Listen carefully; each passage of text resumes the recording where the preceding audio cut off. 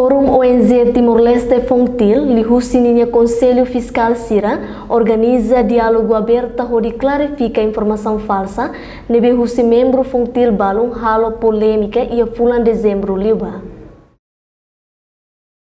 Iha discussão o tema diálogo aberta entre Conselho Fiscal e membro Fontil, nebe realiza husi Conselho eleito tinan rihun rua sanulu resin hito, to tinan rihun rua runulu resin rua nee, lo que oficialmente husi Conselho Fiscal no membro Fontil, iha salão matras canusiana becora dili terça-feira ne. Secretária Conselho Fontil Paula de Corte Real Araujo Hateteng, Conselho eleito legítimo tinan rihun rua sanulu resin hito to tinan rihun rua runulu resin rua, realiza diálogo aberta onde clarifica informação falsa nebe espalha iha membro Fontil.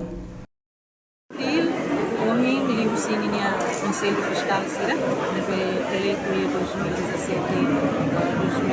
2017-2022, convoca diálogo aberto ainda, onde hareba assunto polêmica nebe iha membro balu Musi Fontilnya realiza Assembleia Extraordinária dia 28 de dezembro, onde ele fala Conselho Fundo.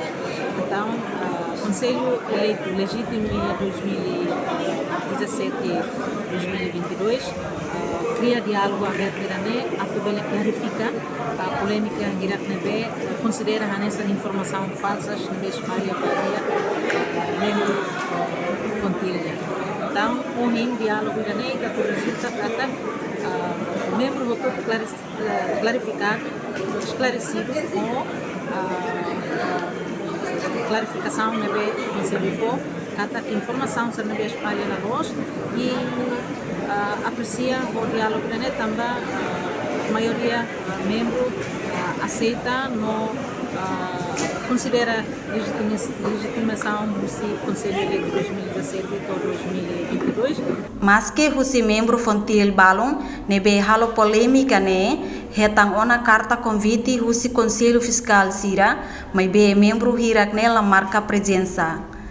Diálogo idane participa husi membro NGO Belum, membro CAC, NGO Mocatil, membro Fundação Luta para Futuro, Associação HAC no membro NGO Seluk.